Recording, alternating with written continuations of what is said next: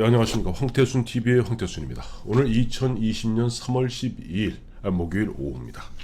오늘 인천광역시 남동구 의뢰에 출마해서 공천을 받은 그다음에 미래통합당 이원복 의원 모셨습니다. 안녕하세요. 네, 안녕하십니까. 예, 아직 당선되신 건 아닙니다. 당연합니다. 제가 이제 이원복 의원이라고 말씀드리는 것은 당연합니다.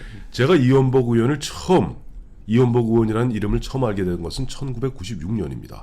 저는 그 당시에 이제 박철원 의원 보좌관 할 때인데 저보다 한 살 많은 이원복 의원이 30대 중후반의 나이로 빠지를 단 겁니다. 그때 얼마나 부러웠는지 모릅니다. 근데 이 의원이 그때 몇 살 처음 빠지다신 거예요? 38 만으로 만 38세, 예, 만 38세에 예, 빠지를 달았고 원래 우리 저 이 의원님이 처음에 보면 김영삼 YS 대통령, YS가 야당 총재 시절에 이제 비서생활부터 시작하셨고 그 다음에 당의 전문위원 하시다가 이제 15대 첫 빠지를 다셨는데 아이고 근데 어느 순간에 보니까 정치판을 떠나셨었어요. 예. 어떻게 된 겁니까? 재선 의원 하셨는데 언제 떠나셨어요 정치판을?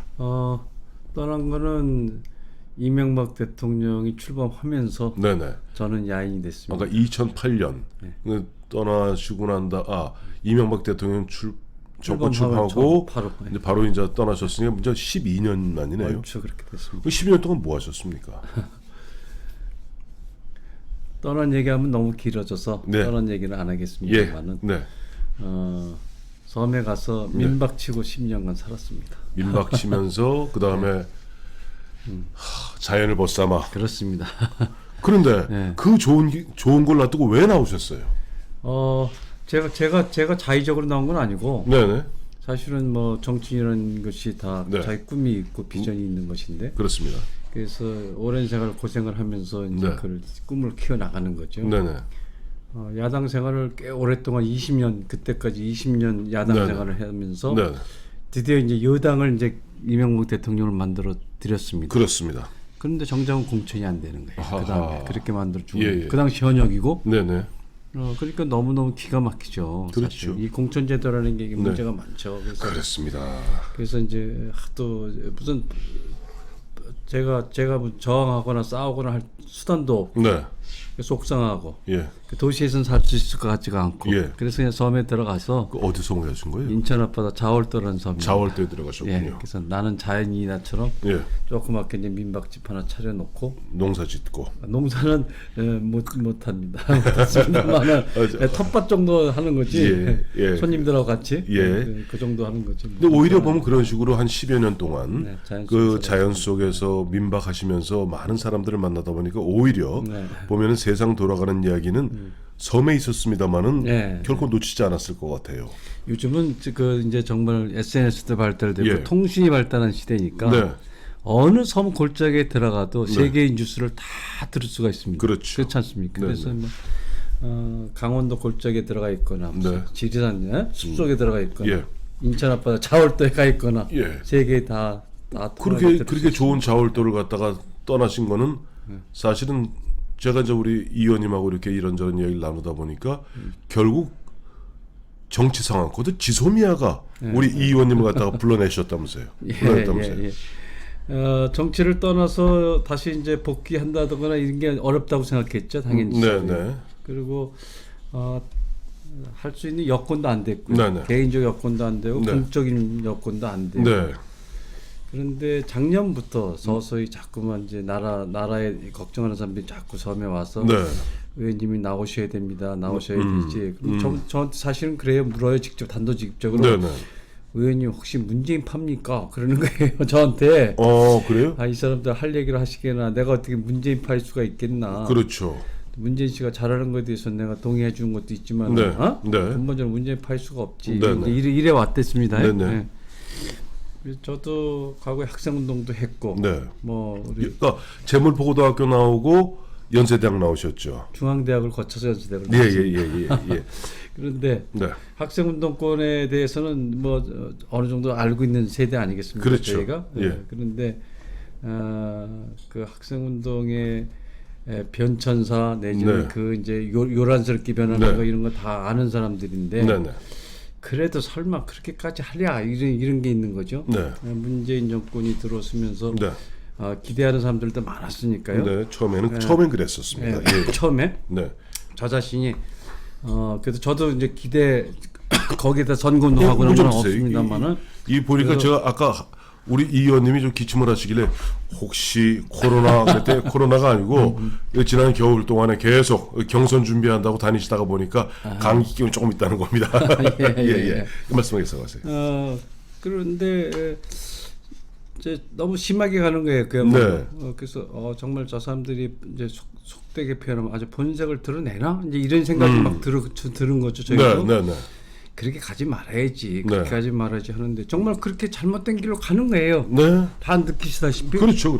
그래서 그 어느 순간부터는 도저히 안 되겠다. 네. 그리고 지소미아 이제 그 얘기 나올 적에 지금이 어느 시대인데 일본하고 속된 말로 맞짱 뜨자. 네. 뭐 예를 들면 일본하고 한판 붙자.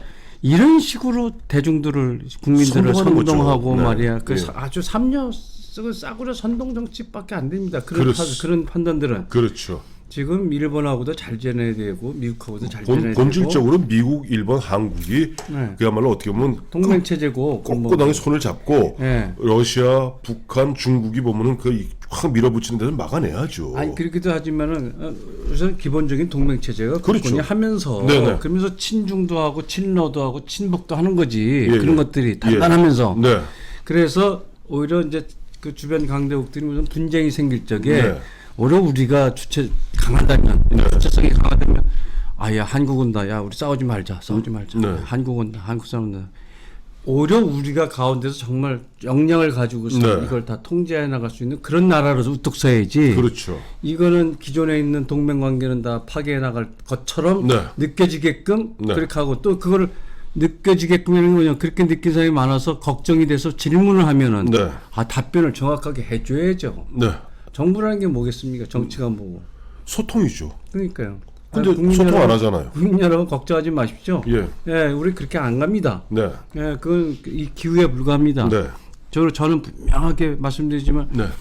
저는 그런 사람 아닙니다. 예. 얘기를 해주는 게 맞지 않습니까? 맞습니다. 공권력을 쥐고 있는 사람들이 그런데 엉뚱한 소리들 하고. 그래요. 그리고 아까 우리 이 의원님 말씀하셨습니다만은 이 의원님 같은 경우는 사실 이제 15대 때는 당시 신한국당이죠. 신한국당으로 신한국당입니다. 그때도 이제 인천 남동을 국회의원을 하셨고 17대 때는 한나라당 소속으로 이제 인천 남동구에서 또 국회의원을 하셨고 그 남동구를 떠나신 적이 없어요, 사실은. 그렇습니다. 처음 정치판 들어와서 첫 출마는 뭐냐 88년에 하셨네요. 그때부터 해서 건 30년을 갖다가 남동 을의 그 어떤 애환과 함께 오셨는데 앞서 말씀하신 대로 이제 그 자월도 들어가서 보니까 처음에는 그렇습니다. 뭐 사실 처음에 문재인 정부 출범할 때 문재인 대통령의 지지율이 90% 육박하지 않았어요. 그때는 기대가 컸던 것도 한 사실이에요. 많은 국민들이 근데 지난해 이제 보면 여름에 조국 씨를 갖다가 민정수석을 갖다가 법무장관 만드는 그 와중에서 일본하고 한판 붙자라고 하면서 일반 한미 동맹의 기본 틀을 깨면서 지소미아 파기했다. 물론 두어 달 만에 석 달 만에 다시 일단 보류는 했습니다만 그와 같은 안보 저는 모르겠어요. 제가 뭐 정확히 인천에 대해서 아는 바는 없습니다만은 인천을 비롯해서 이 수도권은 항상 보면 이 접적 지역이라 어떤 안보 의식이 남다른 지역 같아요. 네, 그렇습니다. 그런 부분에 있어서 지소미아 파기 부분을 놓고 그동안 10년 넘게 보면 자월도에 계시던 우리 이제 의원님 나오셨는데 나오시고 나니까 또 보면은 이번에 원래는 자유한국당에서 이제 미래통합당으로 바뀌었습니다만은 10여 년 만에 나와서 갔다가 경선 통해서 이번에 경선에서 좀 이기신 거 아니에요? 그거 쉽지 않았을 텐데. 사실은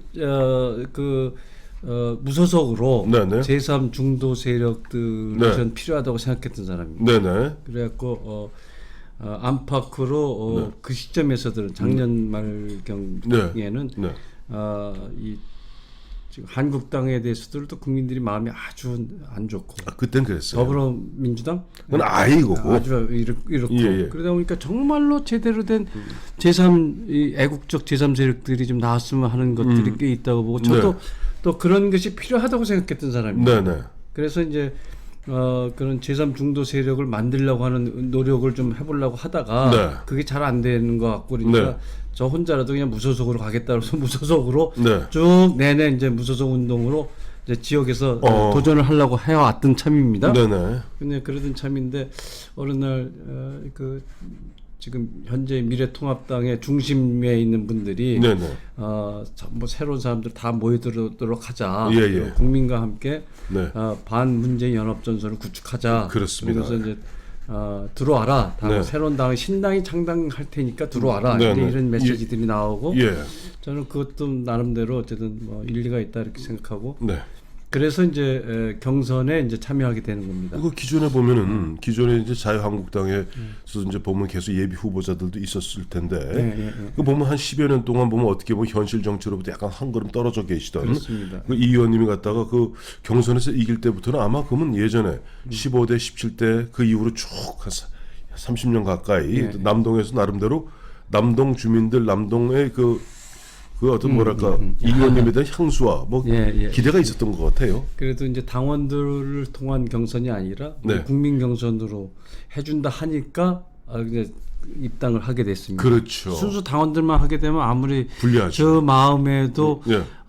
당원들만 해가지고 제가 최근에 당원들을 거의 모르는데 그렇죠, 그렇죠. 될까 싶어가지고 이제 무소속으로 있었습니다만 네. 국민 경선 해주겠다 그러니까 그러면 나도 국민들한테 주민들한테 좀 이원복이라는 이름도 알리고 이름도 알리고 예. 기대할 수가 있겠다 싶어서 이제 그럼 나 입당하겠다 네. 들어가서 경선해서 네. 그 과정을 거쳐서 이렇게 통과하게 됐습니다. 그래요. 아까도 이제 코로나 말씀을 드렸는데 지금 뭐 우선 그 코로나 때문에 우리나라 가장 흔한 얘기로 나라가 절단나게 생긴 게 문재인 대통령 취임사에서 한 번도 경험하지 못한 나라를 갖다가 만들어 보겠다고 얘기했는데 정말로 보면 우리가 한 번도 경험해 보지 못한 일들이 벌어지고 있습니다. 그렇습니다. 우리 이 의원님 언제 배급 받아 보신 적 있어요?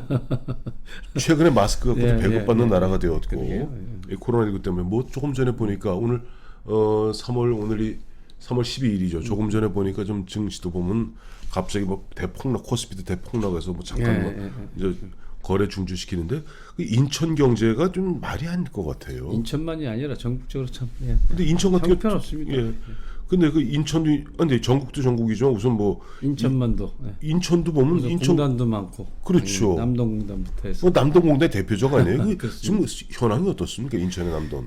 공단들의 가동률이 이제 계속 떨어져 나가니까 공장에서 쫓겨나는 우리 아빠들이 출근은 어디 애들 보는 앞에서 집에서 그냥 마냥 빈둥댈 수 없으니까 그렇죠. 전부 다 이제 뒷골목으로 와서 이제 가게를 차리지 않겠습니까? 그렇죠. 감자탕 집에 옆에 무슨 김치찌개집 뭐 이렇게 다 차리고 있습니다. 다녀보면은 아주 동네 깊숙한 데까지 가게들이 차려져 있습니다. 그러니까 주민 숫자보다 가게 전방 숫자가 더 많다는 느낌이 들 정도로 그렇게 많습니다. 그러니까 그게 원래는 다 산업 현장에 있어야 되고 기업 현장에 있어야 될 사람들이죠. 근데 이게 이제 다 자영업자로 내려왔으니까 자영업 대란이 당연히 벌어진 거죠.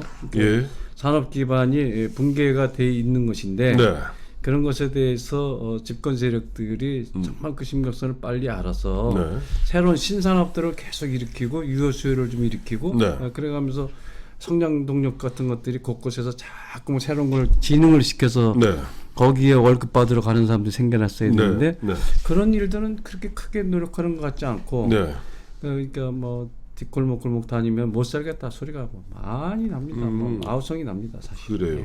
근데 우리 저기 이 의원님은 저 옛날 국회 의원하실 때 재선 국회의원 하실 때 분과를 주로 어디를 하셨어요? 저는 교육을 하고 그다음에 산업, 그다음에 예산 결산, 예결하고 이번에 만약 21대 이번에 보면 상대 후보가 지금 정해졌나요? 민주당에? 거기는 이미 붙박이로 현역이 있으니까. 현역이 있으니 현역 의원이 윤관석 의원인가요? 윤관석 의원인데 윤관석 의원도 보니까 재선을 했어요. 뭐 의원도 재선이 두 분 다 3선에 도전하는 이제 맞대결이 되는데 모르겠어요. 그 이번에 많이 맞붙게 되면은 승산이 있습니까?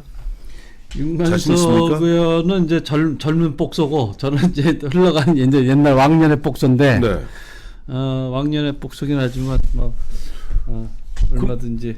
근데 보니까 제가 안 그래도 찾아봤더니 윤관석 의원하고 저 우리 이 의원님하고는 나이 차이가 몇 살 안 나요.